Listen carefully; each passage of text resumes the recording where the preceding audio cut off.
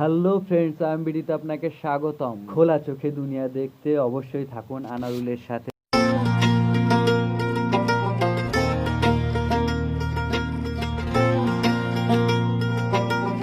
দেখুন, চারপাশে যেদিকে তাকাবেন আসলে মন জুড়ে যাওয়ার মতো দৃশ্য।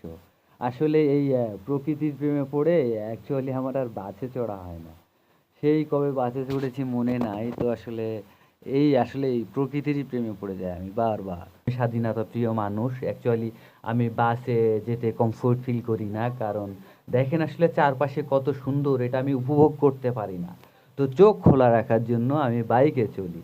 তো অ্যাকচুয়ালি দেখেন চারপাশে রং বেরঙের কত ফুল, লাল, নীল, সাদা, হলুদ, অ্যামেজিং।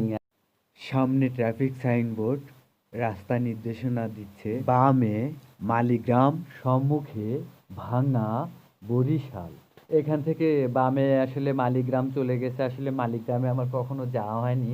আপনাদের যদি মালিগ্রামে যাওয়া হয়ে থাকে বা তার কোনো স্মৃতি থাকলে অবশ্যই শেয়ার করবেন কমেন্ট বক্সে। তো অ্যাকচুয়ালি চলে আসলাম আমরা এই মুহূর্তে পদ্মা সেতুর টোল প্লাজায়। আপুরা আসছে, বাচ্চা আসছে, সবাই যাবে। তো 100 টাকা টোল দিলাম, টোল দিয়ে চলে আসলাম। তো পদ্মা সেতুর ফুটেজ নেওয়া হয়নি। অ্যাট দ্য টাইম হলো আমার ক্যামেরাতে চার্জ ছিল না, তো আসলে পাওয়ার ব্যাংকে চার্জ দিয়ে আবার অন করলাম ক্যামেরা।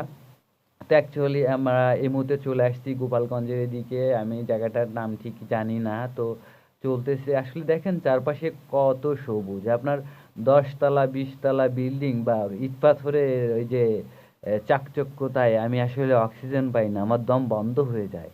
এখন আসলে কি সবুজ শীতল নিঃশ্বাস নিতে পারতেছি, চারিদিকে তাকাইলেই চোখ জুড়িয়ে যায়। তো আসলে একটা স্যাটিসফাইড একটা প্রকৃতি। এই মুহূর্তে আমি অনেক ক্ষুধার্ত, তো কি খাবো। তো আমি বাইরে যেহেতু ট্রাভেল করতেছি, তো এখানে আমি আসলে হাই এনার্জি যুক্ত খাবার খাই। আর আপনারাও সেটাই চেষ্টা করবেন, গরুর গোশত এই টাইপের খাবার।